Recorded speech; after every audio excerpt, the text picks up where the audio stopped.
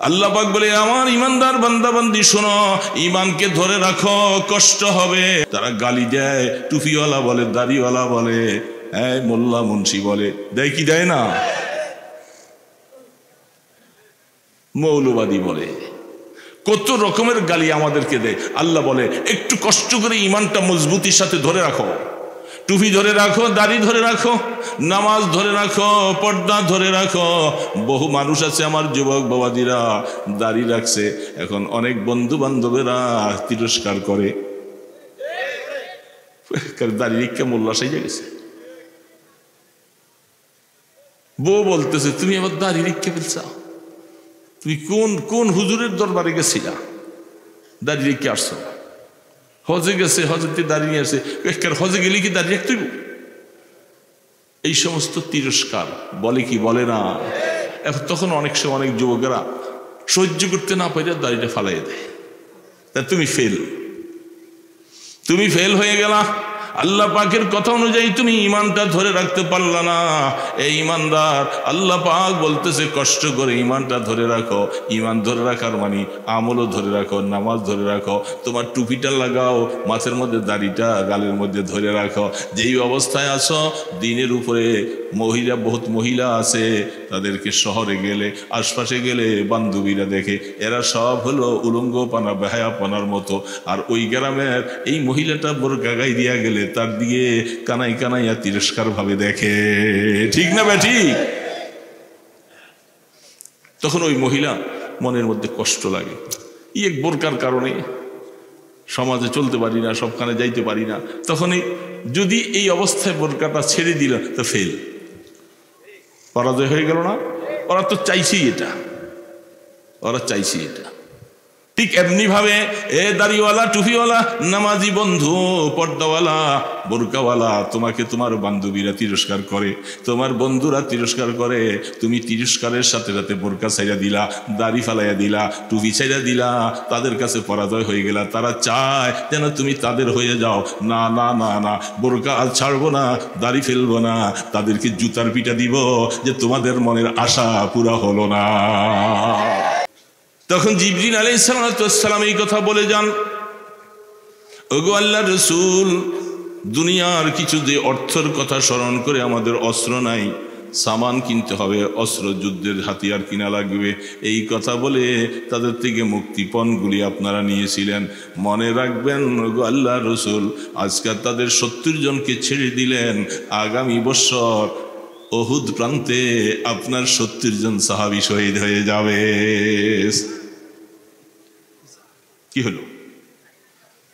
আজকে তাদের 70 জনকে ছেড়ে দিলেন, আল্লাহ পাক নারাজ হয়েছে, তার কারণে আগামী বছর আপনাদের 70 জন শহীদ হবে। হয়েছে না? বদর উহুদের যুদ্ধে 70, একজন গণায় কম। রাসূল বলতেছেন গণায় কম হওয়ার কথা নয়, জিবরিল যেহেতু বলে গেছেন 70 জনই শহীদ হবে, কেউ বাঁচবে না। লাশগুলি সারিবদ্ধ করে রাখা হলো, টুকরা টুকরা করা হয়েছে, নাক কাটছে, কান কাটছে, হাত কাটছে, পা কাটছে, মশলা করে করে এমন ভাবে কাটছে। রাসূলের চাচা আমিরে হামজার লাশটা খুঁজে পায় না, ক্ষতবিক্ষত অবস্থায় টুকরা টুকরা গুলি একত্র করেছেন। ওই সময় আরেকটা লাশ খুঁজে পায় না, কে ব্যাপারটা কি, যেহেতু লিস্টির মধ্যেও তার নাম, তিনি যুদ্ধে আসছেন বলেও প্রমাণ নাই, তিনি হলেন হযরতে হানজালা রাদিয়াল্লাহু তাআলা। যুদ্ধের মধ্যে আসতে রাসূল তাকে বলেন নাই, কারণ নতুন বিবাহ করছে। হানজালা তুমি থাকো। যখন আল্লাহর রাসূল শহীদ হয়ে গেছে কথাটা যখন প্রকাশ করে যায়, শয়তানের পক্ষ থেকে যখন আওয়াজ চলে যায়, ইন্না মুহাম্মাদান কদ মাত, রাসূল দুনিয়াতে নাই। আর এটার পিছনে কারণও হাদিসে লিখছেন, বুখারীতে রওয়ায়াত আছে। হাদিসগুলি ছাত্রদেরকে আমরা পড়াই তো, এই জন্য রওয়ায়াতগুলির কথা মনে পড়ে যায়। সেখানে আবু দুজানা সাহাবী, তিনিও শহীদ হয়েছেন সেই যুদ্ধে। তার চেহারা আর রাসূলের চেহারা প্রায় সেম, এই জন্য তিনি শহীদ হয়ে যাওয়ার কারণে এখন অনেকেই এই কথাটা বিশ্বাস করেছে যে ইন্না মুহাম্মদ আল কাদ, যে রসুল শহীদ হয়ে গেছে। আল্লাহ রসুল শহীদ হন নাই। আঘাত খেয়ে সামনে একটা গর্তের মধ্যে আল্লাহ রসুল যখন পিছনে যেতেছিলেন, গর্তের মধ্যে পড়ে রসুল পড়ে যান। আল্লাহ রসুল পড়ে গেছে, আশপাশে সাহাবারা কেউ নাই, রসুল একা ময়দানে। পুরা বুখারী রওয়ায়াতের মধ্যে পাওয়া যায় আল্লাহ রসুল এত সাহস, কোনোদিন যুদ্ধের ময়দান থেকে পালান নাই। রসুল যুদ্ধের ময়দানে একা, সাহাবারা সব দিক বিদিক ছুটে গেছেন। ওই সময় কেউ নাই। হযরতে আবু কাতাদা রাদিয়াল্লাহু তাআলা আনহু বলেন, আমি দূর থেকে যখন দৌড়ে যাচ্ছিলাম, নজর করে দেখি একজন মানুষ যুদ্ধের পোশাক পরে আছে। তবে নজর করে আর একটু কাছে যাইয়া দেখি যুদ্ধের যেই পোশাকটা, এর ভিতরে দুইটা চক্ষু মাত্র দেখা যায়, চক্ষু দুইটাতে নূরের ফোকাস বাইর হইতেছে। আমি দৌড়াইয়া কাছে গেলাম, আরে এই ব্যক্তি যিনি পড়ে আছে তিনি তো আর কেউ নয়, তিনি আমার আকা, আমার নবী মুহাম্মদুর রাসূলুল্লাহ সাল্লাল্লাহু আলাইহি সাল্লাম। কাছে আইসা যখন কাছে আসলো, আবু কাতাদা রাদিয়াল্লাহু তাআলা আনহু দেখি বলতেছেন, এ আমার ভাইয়েরা, বন্ধুরা, আল্লাহর রাসূল ইন্তেকাল করেন নাই, আমার রাসূল এখনো হায়াতে বেঁচে আছে। কথাটা মাত্র বলেছেন, আল্লাহ রাসূল গপ করে আবু কাতাদার হাতের মধ্যে ধরছে। আবু কাতাদা উস্কুত, খামোশ হয়ে, কথা জোরে বলতে পারতেছে না। করা দুইটা ঢুকছে, দুইটা করা দুই দিকে ঢুকে গেছে। চাপাটিটা মুখ খুলে কথা বলতে পারে না, শুধু এতটুকু বলছে, চুপ, খামোশ। হাতে ধরে বলছে, তুমি যে এলান করতেছ আমি এখনো বেঁচে আছি, এই কথাটা শুনলে কাফেররা পাল্টা আক্রমণ করবে, প্রতিহত করার মতো কেউ নেই। এই জন্য এটা যুদ্ধের পলিসি না, চুপ করে থাকো। ছোট্ট আওয়াজে শুধু রাসূল বলতেছেন, ইলাইয়া ইয়া ইবাদাল্লাহ, ইলাইয়া ইয়া ইবাদাল্লাহ। যখন কেউ ছিল না, রাসূল একা পড়ে গেলেন, হে আল্লাহর বান্দারা, আমি মুহাম্মদ এখনো বেঁচে আছি, তোমাদের নবী বেঁচে আছি, আমাকে একা রেখে তোমরা কে চলে গেলা? তাড়াতাড়ি আমার কাছে আসো। ইলাইয়া ইয়া ইবাদাল্লাহ। আবু কাতাদা রাদিয়াল্লাহু তাআলা আনহুকে রাসূল বললেন, আবু কাতাদা, যুদ্ধের পটভূমি পাল্টাইয়া দিতে হবে, একটা কাজ করো। আমি যে যুদ্ধের পোশাকটা পরিধান করা ছিলাম, দুশ্মনেরা আমাকে চিনে ফেলছে। এই পোশাকের পরিধানকারী মুহাম্মদ রাসূলুল্লাহ, এটা আমাকে চিনে ফেলছে। তুমি কি পারবা, তোমার গায়ের পোশাকটা খুলে দাও, আমি ওইটা গায়ে দিই, আর আমার পোশাকটা তুমি পরো। কি হবে? আমার পোশাকটা তুমি পরা। আবু কাতাদা বলছে, আমাকে রসুল মনে করে আক্রমণ করবে, আমাকে শেষ করে ফেলবে, যেহেতু তারা মনে করবে এই বুঝি মুহাম্মদ। এমনটা না, যেমনটা আল্লাহ রসুল হিজরতের রাত্রে হযরত আলীকে বিছানার মধ্যে শোয়াইয়া চাদর দিয়া ঢেকে রাখছে, আলী শুয়ে থাকো। তারা যখন সকালবেলা আইসা দেখছেন যখন ঘরের মধ্যে মুহাম্মদ আছে কিনা, ঘরের দরজা ভেঙে ভিতরে ঢুকে দেখে শুয়ে আছে। কি শুয়ে আছে? চাদরটা উঠাইয়া, কাপুরুষের মতো তারা তরবারি দিয়ে আক্রমণ করতে চান নাই। তারা বলে যে আগে দেখি, চাদরটা সরাইয়ে দেখি। চাদর সরাইয়ে দেখে সেখানে আল্লাহ রসুল নাই, আলী শুয়ে আছে। ওইখানে কি এমন আশঙ্কা ছিল না যে চাদরের উপরে হঠাৎ করে আক্রমণ করবে, শেষ করে ফেলবে? এমনটা হতে পারতো না। কিন্তু আলী তো নিজের জীবনের মায়া করে নাই, আল্লাহ রসুলের মায়া।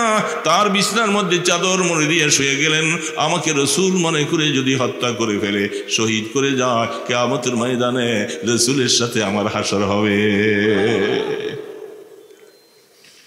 হযরত আবু কাতাদা রাদিয়াল্লাহু তাআলা আনহু তিনি যখন এই কথা শুনলেন, বলে, ইয়া রাসূলুল্লাহ, কোনো পরোয়া নাই, আমার লিবাসটা, আমার পোশাকটা খুলে দিলাম।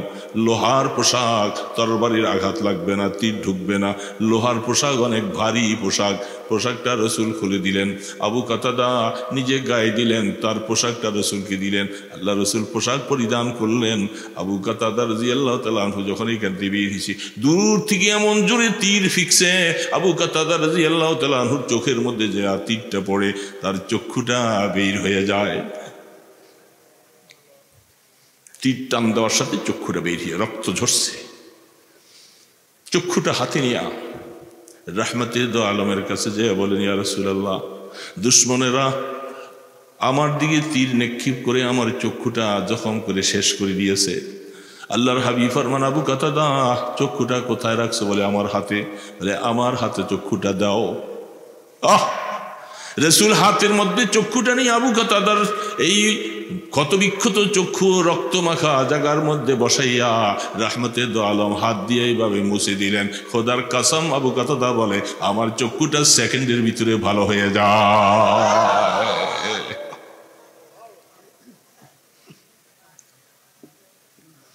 আমি আগের চক্ষুটার থেকে এটা বেশি দেখতেছি। রাসূল পাক সাল্লাল্লাহু আলাইহি সাল্লাম অহুদের প্রান্তে এক পাশে নিয়ে যখন আশ্রয় করতেছিল আরামে, যেহেতু পিছন থেকে যেন আক্রমণ করতে না পারে, সামনের থেকে আক্রমণ করবে, রাসূলের জন্য জীবনটা এমন উৎসর্গ করে দেয়। উঁচু জায়গার মধ্যে আল্লাহ রাসূল উঠতে পারে না, শরীরে শক্তি নেই, রক্ত ঝরতেছে। হযরত তালহা বলতেছেন, ওগো আল্লাহর হাবিব, আপনি ক্ষত বিক্ষত উপরের দিকে উঠতে পারেন না, আমি আমার পিঠটাকে বিছাইয়া দিলাম, আপনি আমার পিঠের মধ্যে কদম রাইখা সিঁড়ি বানাইয়া আপনি উপরে উঠেন। রাসূল আবু তালহার পিঠের মধ্যে পা রাইখা কদম দিয়া সামনে উঠে যায় যখন বসলেন, রাসূল বলেন কদ ওয়াজাবাত, আরে তালহা তোমার জন্য জান্নাত ওয়াজিব হয়ে গেছে। তুমি রাসূলের জন্য আজকে নিজের পিঠকে পাইতা দিলা, সিঁড়ি বানাইয়া দিলা। মনে রাখো এই পিঠ কোনোদিন জাহান্নামে যাবে না। আল্লাহর পয়গম্বরের কদম যেই শরীরের সাথে লেগেছে, এইটা আল্লাহর জান্নাতের মালিক হয়ে যাবে। তারা রাসূলকে রাখে। কিছু সাহাবায়ে কেরাম সামনে দিকে নজর রেখা বুক পাইতা রাসূলকে পিছনে রেখে এইভাবে দাঁড়াইছে, গোল হয়ে দাঁড়াইছে। কাফেররা যখন টের পাইছে যে রাসূল বেঁচে আছে, উহুদ প্রান্তে তাকে নিয়ে রাখছে। তারা দূর থেকে আইসে আবার নতুন করে তীর মারার প্রস্তুতি শুরু করছেন। আল্লাহু আকবার। সাহাবায়ে কেরাম তীরগুলি আসে, সবগুলি সিনার মধ্যে পাইতে নাই, একটা তীর রাসূলের গায়ের মধ্যে যেন না পড়ে। আল্লাহু আকবার। প্রায় ৮০টার মতো তীর হযরত তালহা তার শরীর থেকে খুলেছে।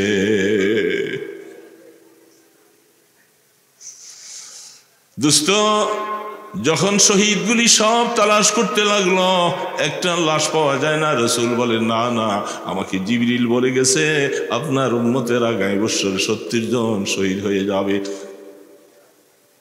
হঠাৎ করে নজর করে দেখে আসমানের দিকে থেকে আল্লাহ রাসূলের সামনে ফেরেশতারা বহন করে একটা লাশ জমিনের দিকে নিচে আসে। আল্লাহ রাসূল নজর করে দেখে, সামনে রাখার পরে নজর করে দেখে তিনি হলেন হযরতে হানজালা রাদিয়াল্লাহু তাআলা। রাসূল বলে, আরে হানজালা কেমন করে যুদ্ধে আসলো? তখন সাহাবারা বলেন, হানজালার স্ত্রী দৌড়ে আসছে। বলে, আমার স্বামী গোসল ফরজ হইল, গোসল করার সময়টাও পায় নাই। যখন শুনেছি রাসূল শহীদ হয়ে গেছে, তরবারিটা হাতে নিয়ে বলে, বিবি আমি চলে গেলাম, তোমার সাথে ময়দানে হাসরে দেখা হবে, আমাকে বিদায় দিয়ে দাও, আমার রাসূল শহীদ, আমি আর বেঁচে থাকতে চাই না। হানজালা আয়েশা যুদ্ধের ময়দানে বল বিক্রমের সাথে কাফেরদের সাথে যুদ্ধে জয়ী হয়ে তিনি শহীদ হয়ে গেলেন। যেহেতু তিনি শহীদ, শহীদদেরকে গোসল দেওয়া হবে না, নতুন কোনো কাফন পরানো হবে না, রক্ত মাখা শরীর নিয়ে তাদেরকে দাফন করা হবে। এই অবস্থায় কিয়ামতের ময়দানে তারা আল্লাহর সামনে উঠবে। আল্লাহ জিজ্ঞাসা করবে, তোমার শরীরে রক্ত কেন? সে বলবে, আল্লাহ তোমার দ্বীনের জন্য আমি জীবনটা দিয়েছি। এই জন্য হানজালাকে কেউ গোসল দিবে না, যেহেতু তার উপরে গোসল ফরজ। বিবি জানে, দৌড়ে আইসা আল্লাহ রাসূলের কাছে বলার জন্য দূরের থেকে দাঁড়াইতেছে। মহিলা ময়দানে হাসরে, ময়দানে উহুদের মধ্যে আসতে দেয় না। সাহাবারা বারণ করে, রাসূল বলে, মহিলারা তাদের দিল নরম, তাদেরকে উহুদে আসতে দিও না। মহিলা দূর থেকে বলতেছে, আরে আমি ময়দানে যাব না, এ আমার বন্ধুরা, আমি শুধু একটু জিজ্ঞাসা করতে চাই। দূর থেকে বলতেছে, ওরে মহিলা মা, তুমি কেঁদো না, তোমার স্বামী শহীদ, তোমার 2টা ছেলেও শহীদ। আজকের ওহুদে তোমার স্বামী শহীদ হয়ে যায়, তোমার ভাই শহীদ হয়ে যায়, আব্দুল্লাহ ইবনে জাহাজ শহীদ হয়ে যায়, তোমার দুইজন ছেলে তারা শহীদ হয়ে যায়। কিয়ামতের ময়দানে শহীদের মা হবে, মনে কষ্ট রেখো না, তুমি বাড়িতে চলে যাও। বলে আমি এগুলি শুনতে আসি নাই, শুধু আমাকে একটু শোনাও আমার রসুল কেমন আছে, আমার রসুল কেমন আছে। সাহাবারা বললেন আল্লাহ রসুল বেঁচে আছে, সুস্থ আছে। বলে আমি বিশ্বাস করি না, তোমরা রসুলের কাছে যায়া আমাকে দূর থেকে একটা নজর দেখাও। তখন এক নজর দেখার পরে মহিলা বলতেছে কুল্লু মুসিবাতিন বাদাকা জালালুন ইয়া রাসূলুল্লাহ। ওগো আল্লাহ রসুল, আপনাকে একটা নজর দেখার পরে আমার বাবা, আমার ছেলে, আমার স্বামী শহীদ হয়ে গেছে, কোনো আফসোস নাই, কোনো আফসোস নাই। আপনাকে দেখার পরে আমার সব মুসিবতগুলি দূর হয়ে যায়। আল্লাহ রসুল বলেন হানজালা, তোমরা বলো না ফেরেশতারা কেন নিয়েছিল আসমানে? আসমানে নিয়া উলুর পানি দিয়া, বরফের পানি দিয়া হানজালাকে গোসল দেওয়াইয়া জমিনে নিচে আসতেছে। হাদিসের মধ্যে ইমাম বুখারী বলেন তার শরীর থেকে পানিগুলি টপ টপ করে পড়ে। রসুল বলে আজকের থেকে তাকে টাইটেল দিয়া কবরে দাফন করো, হানজালা গাসিরুল মালাইকা। হানজালা তো ওই হানজালা যাকে আসমানে নিয়ে ফেরেশতারা গোসল দিয়েছে।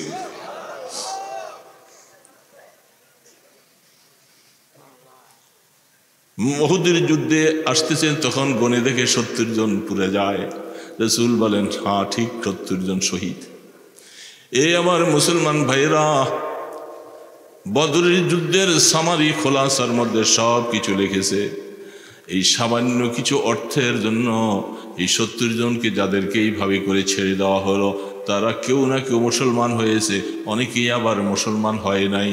এই জন্য বলতেছিলাম ওই সময় যদি তাদেরকে এইভাবে আল্লাহ পাকের রায় অনুযায়ী, ওমরে ফারুকের রায় অনুযায়ী তাদেরকে হত্যা করে দেওয়া হতো, পরবর্তীতে আবার নতুন নতুন যুদ্ধের আবিষ্কার হতো না।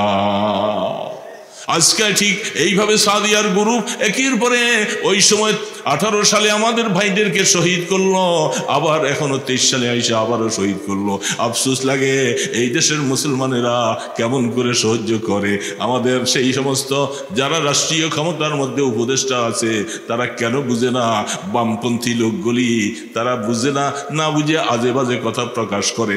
আমরা বলতে চাই, কোনো কথা বুঝতে চাই না, তাদেরকে আর কাকরাইলে ঢুকতে দেওয়া হবে না, টঙ্গী ইজতেমায় আর তাদেরকে ঢুকতে দেওয়া হবে না।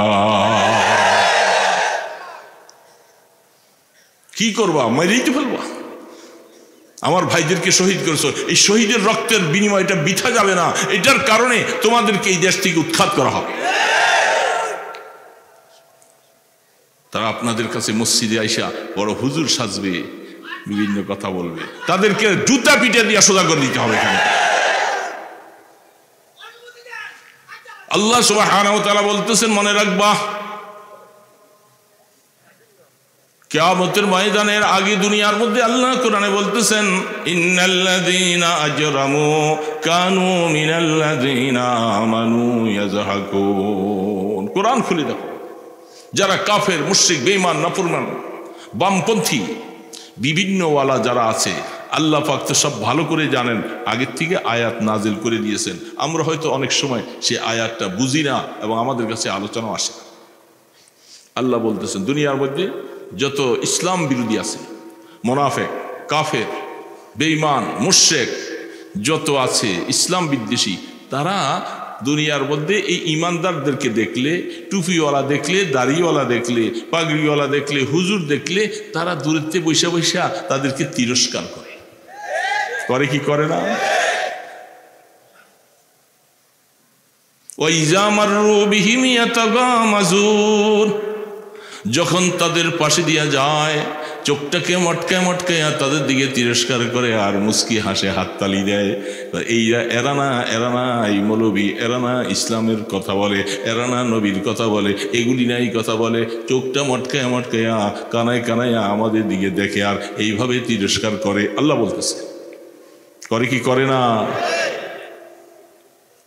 হুজুরদেরকে জঙ্গি বলে, কওমি মাদ্রাসাগুলি জঙ্গির আড্ডাখানা বলে। বলছিল না আগে সব কিছু?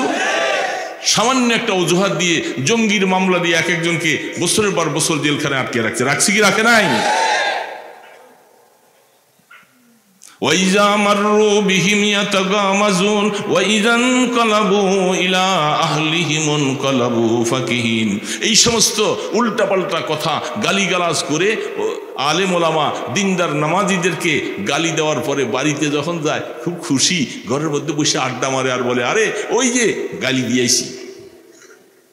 কোরআন বলতেছে, আমি বলি না। وَإِذَا انقَلَبُوا إِلَى أَهْلِهِمُ انقَلَبُوا فَكِهِينَ وَإِذَا رَأَوْهُمْ قَالُوا إِنَّ هَؤُلَاءِ لَضَالُّونَ। এবং আমাদের কি বলে, আমরা নাকি পথভ্রষ্ট, আমরা নাকি এই সমাজের বোঝা, আমরা দেশের জন্য অপবাদ, অন্য কিছু, আমাদের কি বলে আমরা পথভ্রষ্ট। আসলে তারা সবচেয়ে পথভ্রষ্ট, এরা হলো নাফরমান, এরা জাহান্নামের কীট, এরা আমাদেরকে বলতেছে আমরা পথভ্রষ্ট। বলে কি বলে না?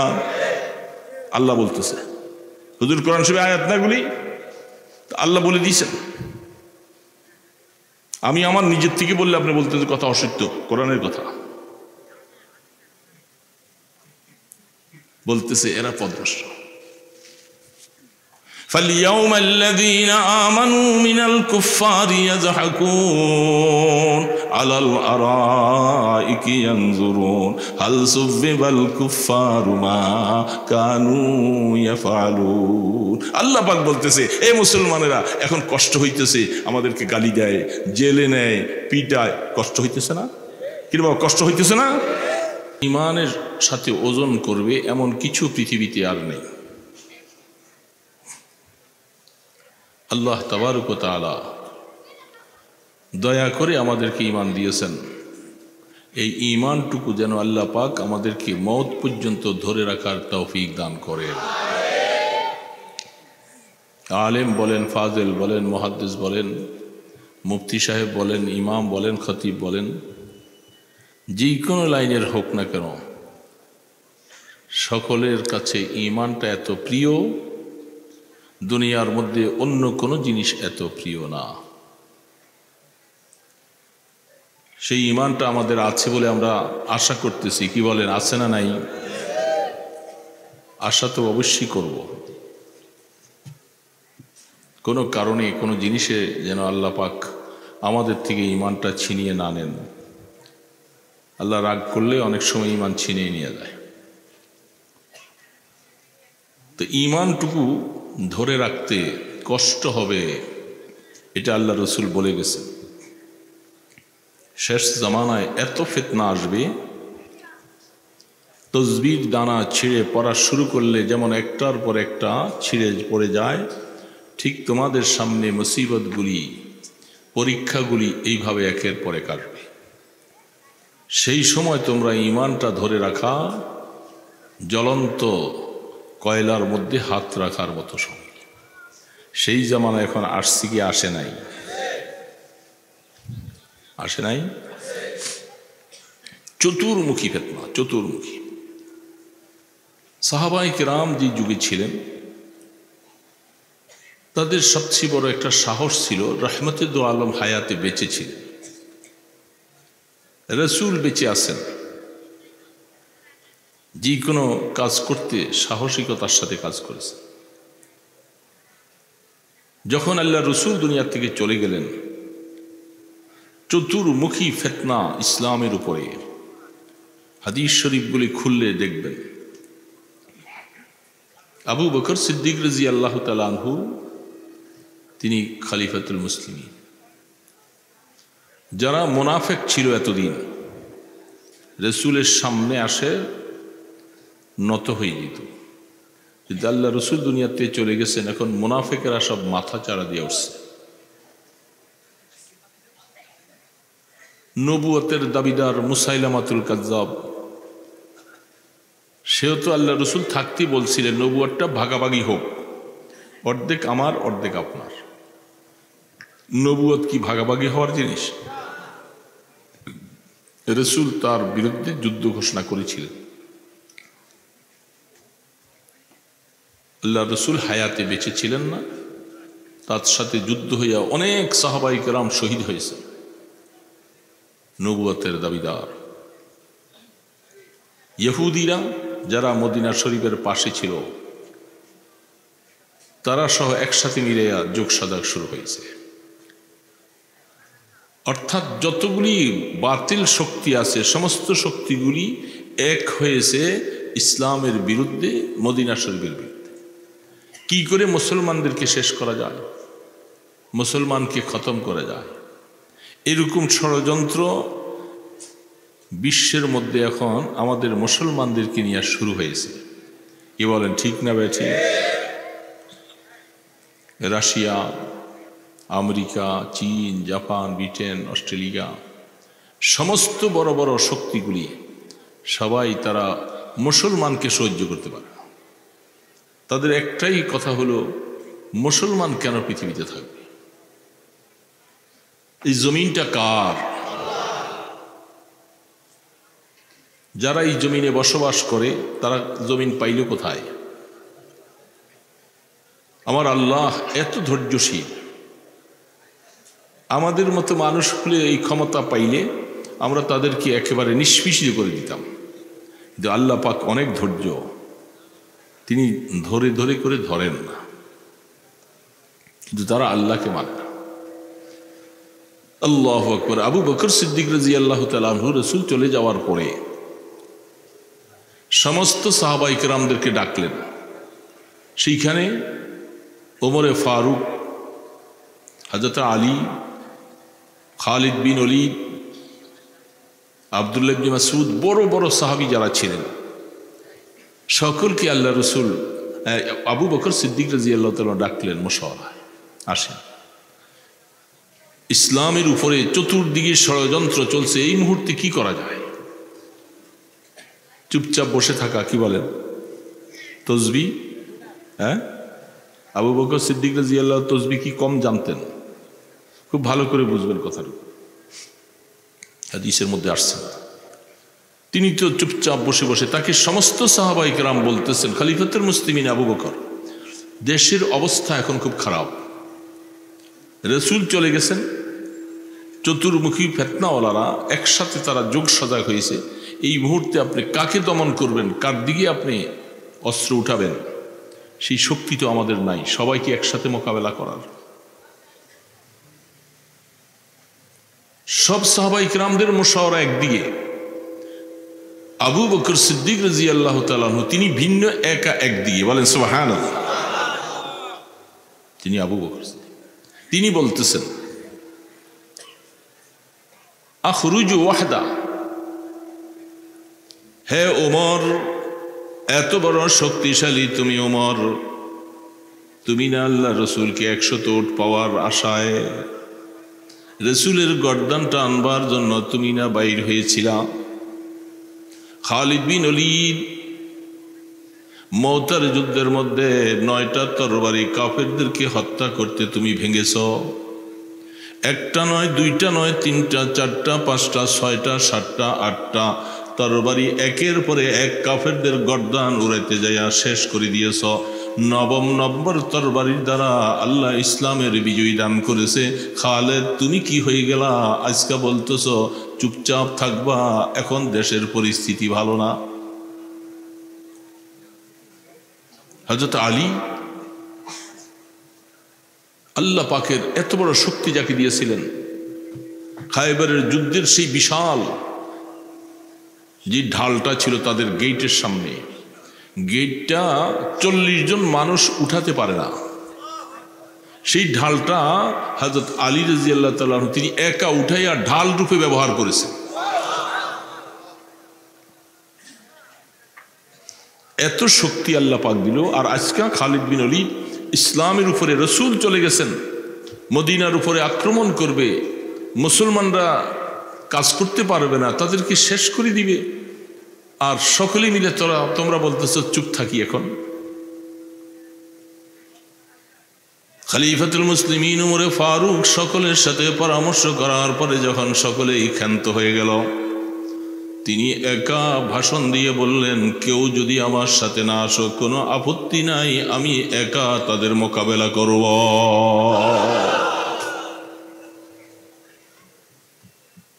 তখন আবু বকর সিদ্দিক রাদিয়াল্লাহু তাআলা আনহুর বয়স, আল্লাহ রসুল ইন্তেকাল করেছেন কত বছরে? বলেন কত বছরে? 63 বছর বয়সে। আবু বকর সিদ্দিক রাদিয়াল্লাহু বয়স হলো তখন 61 বছর। রসুল থেকে 2 বছরের বয়সে ছোট ছিলেন। ঠিক আবার হায়াত শেষ হওয়ার পরে যখন তিনি দুনিয়ার থেকে যাবেন, তার বয়সও 63 বছর যখন হলো, 2 বছর পরে তিনি দুনিয়ার থেকে চলে গেলেন। রসুলের হায়াতের সাথে আবু বকর হায়াতের মিল। আবু বকর সিদ্দিক রাদিয়াল্লাহু তাআলা কথা শোনার পরে সব সাহাবায়ে কেরাম বলে, এটা কি বুড়া মানুষ, এখন সে এত হিম্মত দেখাচ্ছে। সকলেই চুপচাপ খুতবা দিতেছেন মসজিদে নববীর মিম্বরে বসে। শোনেন আমার ভাইয়েরা, বন্ধুরা, আমি আবু বকরকে আল্লাহ পাকের তরফ থেকে খেলাফতের দায়িত্ব দিয়েছেন। আপনারা সকলে মুশাওয়ারা করেছেন, আমাকে খলিফা বানানো হয়েছে। আল্লাহ রসুল দুনিয়ার থেকে যাওয়ার আগে বহু ইশারা ইঙ্গিত করে গেছেন আবু বকর যেন আমার পরে খলিফা হয়। মসজিদে নববীর সমস্ত দরজাগুলি বন্ধ করে দিলেন যখন আল্লাহ রসুল অসুস্থ অবস্থায়। সমস্ত দরজা বন্ধ করে দিয়া একটা দরজা শুধু রাখছেন, সেটা আবু বকর সিদ্দিকের বাড়ির দিকে যাওয়ার রাস্তাটা খোলা। ইমামতির দায়িত্ব দিলেন আবু বকর সিদ্দিককে। কেউ রাজি না। আয়েশা সিদ্দিকা রাদিয়াল্লাহু তাআলা আনহা বলতেছেন, আমার আব্বা আপনার স্থানে দাঁড়াইয়া নামাজ পড়াইতে পারবে না। নরম দিলওয়ালা মানুষ, রেক্কাতুল কলব, তার কলবটা খুব নরম। আপনার জায়গায় দাঁড়াইয়া নামাজ পড়বে, তিনি নামাজে ভুল করে ফেলবে। রসুল ধমক দিয়া বলছেন, তুমি বেশি বুঝো নাকি? মহিলারা অনেক সময় অনেক কাজের মধ্যে বাধা প্রদান করে। রসুল ধমক দিয়ে বলছেন, তুমি ক্ষান্ত হও। আবু বকর পারবি কি পারবে না এটা আমি ভালো বুঝি। আবু বকরকে ইমামতি করতে বলো। সবগুলি ইশারা করতেছে। ছোট মসজিদের মধ্যে ইমামতির দায়িত্ব আল্লাহ রসুল হায়াতে বাঁচতে যাকে দিয়ে গেলেন, বড় মসজিদ যখন রাষ্ট্রীয় ক্ষমতা, এটার ইমামতিও আবু বকর করবে, রসুল ইশারা করে দিয়ে গেল। হযরতে আবু বকর সিদ্দিক রাদিয়াল্লাহু তাআলা আনহু বলেন, ভাইরা আমার, আমি আল্লাহর কোরআন দিয়ে একটা দলিল দেই, আমি কেন একা বাইর হতে সাহস পাইলাম। আপনাদের সকলের স্মরণ আছে, কাফের মুশরিকদের মাঝখান থেকে আল্লাহ রসুল রাত্রি গোপনে যখন হিজরতের জন্য এরাদা করেছিল, চতুর্পাশে কাফেররা তরবারি নিয়ে দাঁড়ানো, তাদের মাঝখান থেকে আল্লাহ রসুল একটা মুষ্টি বালু দিয়া তাদের সকলকে, আমার রমাইতা ইজ রমাইতা ওয়ালাকিন্নাল্লাহ রামা। আল্লাহ পাক বলেন, বন্ধু আপনি তো বালু ফিকেন নাই, বালিগুলি আমি আল্লাহ ফিকেছি। প্রত্যেকটা বালির কণা কাফেরদের চোখের মধ্যে পড়লো, তারা চোখ ডলতে ডলতে আপনাকে আমি বাইর করে নিয়ে আসছি। আবু বকর সিদ্দিক রাদিয়াল্লাহু তাআলা আনহুর ঘরে গেলেন রাত্রি গোপনে। রসুলের বাড়ি বাইতুল্লাহ ঘর থেকে পূর্ব দিকে, আবু বকর সিদ্দিকের বাড়ি বাইতুল্লাহ ঘর থেকে দক্ষিণে, মোটামুটি মাঝখানে দূরত্ব। রসুল আবু বকরকে ডাক দিলেন। আবু বকর সিদ্দিক লাব্বাইক বলে, ইয়া রাসূল হাজির। অনেক দিন আগের থেকে 2টা ওট লালন পালন করতেছে। রসুল বলছিলেন, আবু বকর, এই দেশের লোকেরা আমাকে এই দেশে থাকতে দিবে না। কোনো এক সময় আল্লাহর তরফ থেকে যখন আদেশ আসবে, আমাকে দেশ থেকে চলে যেতে হবে।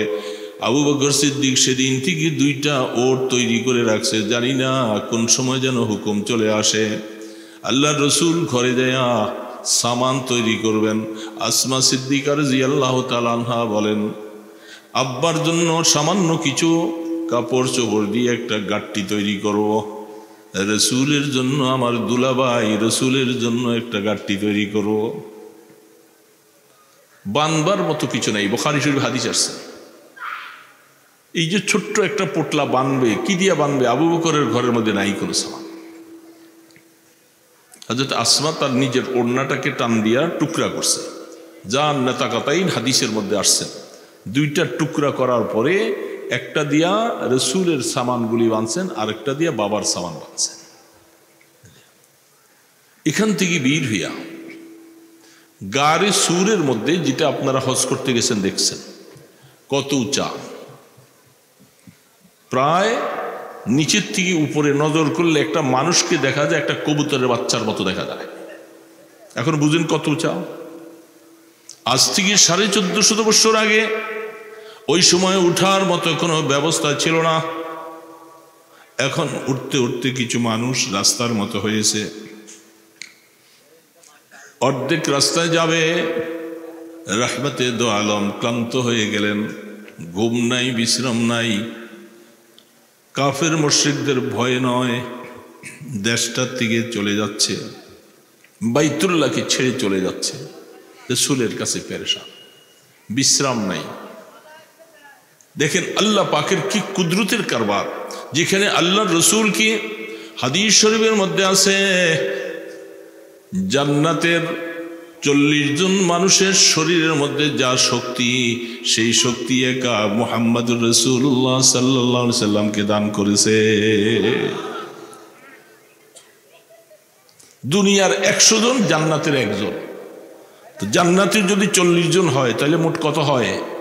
4000। দুনিয়ার হিসাবে 4000 মানুষের শক্তি একা রাসূলের শরীরের মধ্যে আছে। হাদিসে তার বর্ণনা আছেন, রোকানা বিভিন্ন সময় অবস্থায় ইসলাম গ্রহণ করবে না, রাসূল যাচ্ছিলেন, হঠাৎ করে বলে, এ মুহাম্মদ, তুমি নতুন ধর্মের আবিষ্কারক, তোমার শরীরে কত শক্তি আছে আমি একটু দেখব। মদিনার মধ্যে, মক্কা শরীরের মধ্যে এমন কোনো পালোয়ান নেই যে রোকানার শরীরটাকে মাটিতে ফেলতে পারছে, এমন কেউ নাই। দেখি তুমি সত্য না আমি সত্য, এটা দেখব, তোমার সাথে লড়াই করব। রাসূল শক্তি পরীক্ষার জন্য না ইমানের দাওয়াত দেওয়ার জন্য? রোকানা যখন প্রস্তাব দিয়ে আসছেন আল্লাহ রসুলের, তিনি তো খেয়াল হলো, দেখি এত বড় পালোয়ানটা ইসলামের মধ্যে আনা যায় কিনা। ঠিক আছে, কুস্তি লাগবে, রাসূলের সাথে কুস্তি লাগবে।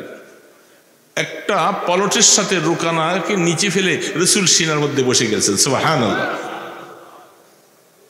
মক্কার কোনো মানুষ তার সাথে কোনোদিন লড়াই পারে না। রোকানা বলতেছে, মুহাম্মদ, তোমার খোদা তোমাকে সাহায্য করছে, আর আমার খোদারা যারা ছিল লাত উজ্জা মানাত, তারা আমাকে এই মুহূর্তে সাহায্য করে নাই, তোমার সাথে দ্বিতীয়বার হবে খেলা। রাসূল বলে, ঠিক আছে। সে পুরা প্রস্তুত। আল্লাহ রসুল তাকে ধরে এবার একটা পল্টের সাথে সে পড়ে গেছে, সিনার মধ্যে বসে বলে, রোকানা কি অবস্থা? বলে, আমাকে ছেড়ে দেন, আমার শ্বাস বদ্ধ হয়ে আসে। আল্লাহ রসুল বলেন, রোকানা বলো। বলে, আমার বুঝে আসছে মুহাম্মদ, আমি এতদিন ভুল পথে ছিলাম, শক্তিটা দিয়ে অনেক কিছুই করব, আজকে বুঝে আসছে শক্তির দ্বারা নয়, আপনাকে যে সাহায্য করেছে তিনি হলো সবচেয়ে বড় শক্তিশালী, আমি তার উপরে বিশ্বাস করব, আমাকে কলেমা পড়াইয়া মুসলমান বানান। আবু বকর সিদ্দিক রাদিয়াল্লাহু তাআলা বলেন, এত শক্তি আল্লাহ রসুলকে আল্লাহ পাক দিলেন, তিনি মাঝপথে যাইয়া উঠতে পারে না, ক্লান্ত হয়ে গেলেন। কি করা? আবু বকর সিদ্দিক বলতেছেন, ইয়া রাসূলুল্লাহ, আপনি আমার কাঁধে উঠে বসেন, আমি আপনাকে নিয়ে উঠে যাব। পাহাড়টা দেখছেন তো, দেখছেন না আপনারা যারা হাজী সাহেব আছেন তো, এখানে খাড়া, অনেক উঁচা। এত উঁচা রাস্তার মধ্যে নিজে উঠেই তো কষ্ট। সেইখানে আবু বকর সিদ্দিক বলতেছেন, আপনি আমার কাঁধে উঠে বসেন, আপনাকে নিয়ে আমি উঠব। এই জন্য অনেক সময় শিয়াদের সাথে আমাদের কথা হয়, অনেক কিছু দলিল পেশ করা হয় যে আবু বকর সিদ্দিক রাদিয়াল্লাহু তাআলার সাথে শিয়াদের খুব দুশ্মনী। তারা অনেক সময় হজে যায়, আবু বকর সিদ্দিকের গালি দেয়, তাকে সালাম দেয় না, আজে বাজে কথা বলতে থাকে। বলে, আরে যে আবু বকরের কাঁধে মুহাম্মদুর রাসূলুল্লাহ চড়ছিলেন, সেই আবু বকরের মতো এত পৃথিবীতে আর মানুষ কোথায় হতে পারে? তারা সেখানে অনেক আজে বাজে কথা বলে। রাসূল তো অনেক গাদা ঘোড়ার পিঠও চলছে, এই জন্য তারা কি দামি হয়ে গেছে? আবু বকর সিদ্দিক রাদিয়াল্লাহু তাআলা রাসূলকে নিয়া এই শক্তিটা আল্লাহ পাক কেন দিলেন? আবু বকরের মর্যাদাকে আল্লাহ বাড়ানোর মাকসাদ, এই জন্য রাসূলকে একটু কমজোর করে দিলেন, আবু বকরের শরীরের মধ্যে সেই শক্তি দিয়ে দিলেন, তিনি নিয়ে রাসূলকে নিয়ে গাড়ে চড়ে উঠলেন। সেইখানে যাওয়ার পরে আমি যে কথাটা বলার জন্য সূত্রটা বলতেছি আপনাদেরকে, আবু বকর সিদ্দিক রাদিয়াল্লাহু আনহু দলিল পেশ করবে তার সাথী ভাইদের সামনে। ওই সময় কাফেররা আবু বকর সিদ্দিক আল্লাহ রসুলকে পদচিহ্ন খুঁজতে খুঁজতে গুহার কাছে যাইয়া পড়ছে, নিচের থেকে পা দেখা যায়। আল্লাহ রসুল কি করলেন? মাকড়সা দিয়ে জাল বললেন এবং কবুতর দিয়ে ডিম পাড়াইলেন, সমস্ত কথা আছে না? সেই সময় আল্লাহ রসুলকে আবু বকর বলছিলেন, ওগো রহমতে দো আলম, দুশ্মনরা তো গুহার মুখে, তারা যদি একটু নিচের দিকে তাকায় তা আমাদেরকে দেখবে, দেখলে আমার মতো আবু বকর হাজারো জীবন চলে যাক আফসুস নেই, কিন্তু তারা তো আপনাকেও মেরে ফেলবে। এই কথা বলে আবু বকর চোখের পানি ছেড়ে দিলেন, পেরেশান। আল্লাহ পাক বলে, জিবরিল তাড়াতাড়ি যাও, আমার বন্ধুর সাথে তার বন্ধু, ভয় পাওয়ার জন্য তাদেরকে আমি পাঠাই নাই, বলে দাও ইয ক্বালা লিসাহিবিহি লা তাহজান ইন্নাল্লাহা মা'ানা, বলে দাও আবু বকরকে আমার বন্ধু যেন বলে দেয়, সাথী আমার, এ আবু বকর, আল্লাহ পাক আয়াত নাযিল করে বলছেন ভয় পাওয়ার কোনো কারণ নাই, তোমরা দুইজন নয়, তোমাদের সাথে আমি আল্লাহ আছি। আল্লাহ যদি কারোর সাথে থাকে তার কোনো ভয় আছে? সমস্ত সাথীদের কি বললেন, এ বন্ধুরা আমার, আপনাদেরকে আমি কেন বললাম আখরুজ ওয়াহেদা, আমি একা তাদের মোকাবেলা করব, কারণ হলো আপনারা কেউ না আসলে আমার কিছু আসে যায় না। কোরআনের মধ্যে আল্লাহ আয়াত নাজিল করে দিলেন, আমার সাথে কারো দরকার নাই, আমার আল্লাহ আমার সাথে আছে। এই জন্য আমি একা সাহস করেছি, আমি তাদের মোকাবেলা করব, আপনাদের প্রয়োজন নেই। যদি আমি আল্লাহকে নিয়ে যদি বের হয়ে যাই, আল্লাহ আমার সাহায্য করবে, কাফের মুশরিক মুনাফিকরা পালাইতে বাধ্য হয়ে যাবে। সমস্ত সাহাবায়ে কেরাম এই আয়াতটা শোনার পরে হঠাৎ করে মাথা নিচু করে, কথা তো বাস্তব, আমরা এতক্ষণ তো এই আয়াত কোরআন শরীফে আছে, কিন্তু এটার হাকিকত বুঝি নেই। আবু বকর যে একা সকলের মোকাবেলা করতে বাইর হচ্ছে, কারণটা কোথায়? শক্তি কোথায়? শক্তি হলো এই যে আল্লাহ পাক যেহেতু আবু বকর সিদ্দিক সাথে আছে, রসুল যেহেতু দুনিয়ার থেকে চলে গেছেন, তাহলে আবু বকর একা বাঁচে আছে, তা আবু বকরের সাথে আল্লাহর পুরা সাহায্য আছে না নাই?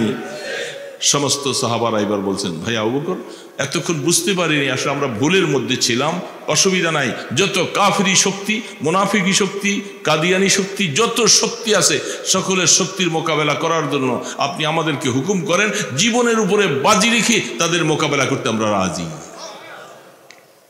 দোস্ত, এগুলি তো হাদিসের কথা, বর্ণনা।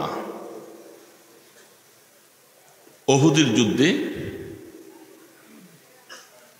70 জন সাহাবী শহীদ। কয়জন? এতক্ষণ বড় করে বলছেন, অনেক একবার ছোট করলেন। কয়জন? এই 70 জন শহীদের পিছনে ঘটনা আছে, বুখারী শরীফ খুলে দেখেন কিতাবুল জিহাদে। বদরের যুদ্ধে কাফেররা 70 জন মারা গেছে, আর 70 জন কি হয়েছে? বন্দী হয়েছে। এই বন্দীদেরকে ছাড়াবার ব্যাপারে হযরত ওমর ফারুক রাদিয়াল্লাহু তাআলা আনহুর রায় ছিল, একজনকে ছাড়া হবে না, প্রত্যেকের গর্দান উঠাইয়ে দাও। যেমনি ভাবে আজকে, ওই সময় যদি সুযোগ আপনি দেন, এরা পরবর্তীতে সুযোগ পাবে। আজকে কথা প্রসঙ্গে বলি, অনেক তবলিগওয়ালা ভাই আসেন না এখানে, তবলিগ করেন, আসেন? আলমী সুরার সাথে আছেন না সাদিয়ার সাথে আছেন? এই যে আমাদের 4 জন ভাইকে যে শহীদ করে দিছে, খবর পাইছেন? হ্যাঁ, টঙ্গীতে যে গত রাত্রে আমাদের 4 জন ভাইকে তারা শহীদ করে দিয়েছে, খবর পান নাই? 18 সালের ওই প্রথম 1 ডিসেম্বর ওই সময় যে তারা আমাদের ভাইদেরকে শহীদ করেছিল, ওই সময় যদি এটা কঠোর হস্তে যদি দমন করা হতো, তাহলে আজকা এখানে 23 সালের শেষ অবস্থায় নতুন করে আবার আমার ভাইদেরকে এইভাবে শহীদ করার সুযোগ তারা পেত না, সাহসও পাইত না, তাদের কোমর ভেঙে যেত। সেদিন বড় আফসোসের বিষয়। বুড়া বুড়া মুরব্বীরা যারা আছেন ভালো করে বুঝে নেন, তাবলীগ করতেছেন বুড়া বুড়া লোকগুলি, তারা সমস্ত যুবক লোকগুলি তাদের লোকগুলাকে একত্রে করে দেশি অস্ত্র শস্ত্র ছুরি নিয়ে সবকিছু নিয়ে তারা অতর্কিত হামলা করে কত মানুষকে তারা এইভাবে হাত পা ভেঙে তাদেরকে হাসপাতালে পাঠাইছে। আর 4 জনকে ছুরি মাইরা এইভাবে করে নামাজ পড়তেছিল, নামাজরত অবস্থার ভিতরে তাকে ছুরি মাইরা শোয়া পেটের ভিতরে ছুরি দিয়া ঘুটে এইভাবে তাদেরকে শহীদ করেছে। দোস্ত, এরা তাবলীগের নামে সন্ত্রাসী, এরা তাবলীগ না।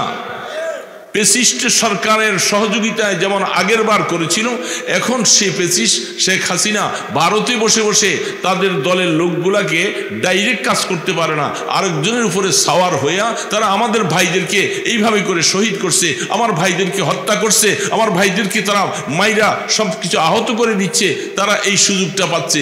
আবারও নতুন করে যদি তাদেরকে সেই সুযোগ দেওয়া হয়, আমাদের মার খেতে হবে, আমরা মার খেতে রাজি না।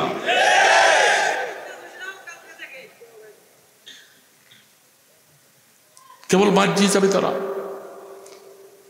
সাদের ব্যাপারে সমস্ত ওলামায়ে কেরাম দারুল দেওবন্দ সহ সকলের একমত, সাদ গোমরাহ পথভ্রষ্ট হয়ে গেছে, তার ঈমান নাই। তার পিছনে যারা থাকবে এরা বেঈমান হয়ে যাবে, এদের ঈমান থাকবে। তাদের মধ্যে এক মাওলানা মুফতি সে ফতোয়া দিচ্ছে, যারা সাদকে মানবে না, সাদকে যারা আমির মানবে না, এদেরকে হত্যা করা ওয়াজিব। বলে নাউজুবিল্লাহ, ওয়াজিবুল কতল তারা বলতেছে। আপনারা এখানে যারা আছেন, আপনারা সাদকে মানেন? কারা কারা মানেন? মানেন। তাহলে তাদের ফতোয়া অনুযায়ী আপনাদের সকলকে হত্যা করা তারা ওয়াজিব বলতেছে। যারা তাকে মানবে না তাদেরকে হত্যা করা। এই ফতোয়াটা দেওয়ার পরে তাদের দলের লোকগুলি তারা এখন সাহস পাইছে, যেহেতু ফতোয়া পাইয়া গেছি, এরা যেখানে পাবে এদেরকে আমাদেরকে হত্যা করবে। এই জন্য গত রাত্রে 4 জনকে শহীদ কাকরাইলে জানাজা হলো। আমাদের ভাইরা এখনো অনেকে আছে, নিখোঁজ আছে কয়েকজন, তাদেরকে কোথায় আছে, মেরে ফেলে কোথায় লুকিয়ে রাখছে এটার খবর নাই, হদিস নেই। এর মধ্যে আমাদের নারায়ণগঞ্জের সাথী আছে অনেক। বলেন তাহলে কত দিকের ফিতনা শুরু হয়েছে। আমরা চুপচাপ বসে থাকবো আর আমরা এইভাবে জান্নাতে চলে যাব? এটা তো হতে পারে না। আল্লাহ পাক কোরআনে বলতেছেন, আম হাসিবতুম আন তাদখুলুল জান্নাহ, বেহেশতে যাইবা এমনি। অথচ আমার সাহাবায়ে কেরাম, আমার রাসূল, তাদের উপরে যে পরিস্থিতিটা হয়েছিল, তারা যেইভাবে করে আল্লাহর জন্য নজরানা দিয়েছিল, সেগুলি কিছু তোমরা করবা না আর তোমরা বেহেশতে এমনি যাবে গা। মসজিদে বসে বসে, হ্যাঁ, এটা নাকি একরামুল মুসলিমিন? এটা কোন তাবলীগ? আজ পর্যন্ত আমাদের পক্ষ থেকে কোনো মানুষকে হত্যার অবস্থা নাই। তারা ওই সেই 18 সালের 1 ডিসেম্বর এইভাবে হত্যা করেছে। আবার নতুন করে গতকাল কিভাবে তারা ঢুকেছে ভাঙ্গা ওয়াল টপকাইয়া, সমস্ত ভিডিও ফুটেজে সব কিছু আছে, সেখানে তারা ঢুকে আমাদের এই ভাইদের উপরে তারা এখন টঙ্গী ইজতেমার কাজকর্ম করতেছে, আর ঢুকে তাদেরকে এইভাবে আহত করেছে, হত্যা করেছে।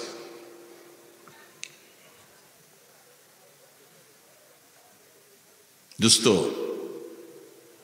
বদরের যুদ্ধের যে 70 জনকে অ্যারেস্ট করেছিল ওমরে ফারুক রাদিয়াল্লাহু তাআলা আনহু, তিনি একা রায় দিয়েছেন যে আমার কথা হলো প্রত্যেকের আপনজনের মাধ্যমে তাদের বন্দী যেটা আছে এটাকে হত্যা করা হোক।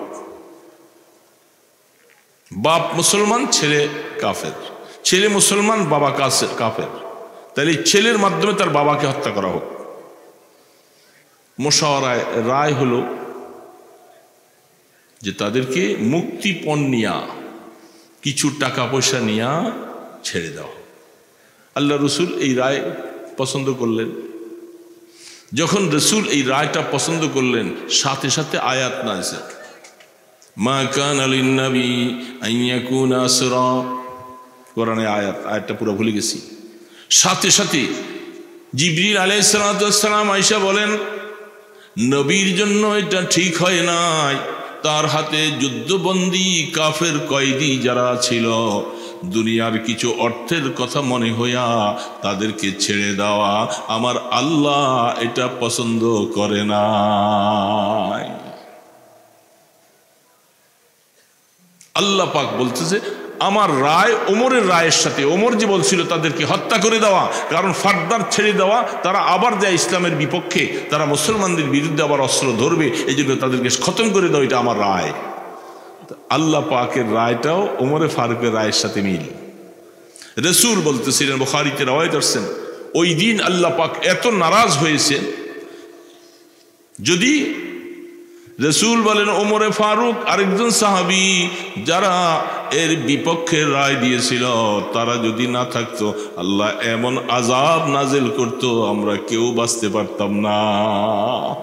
তার মানে কাফেরদেরকে ছেড়ে দেওয়ার পক্ষে আল্লাহ চাবে।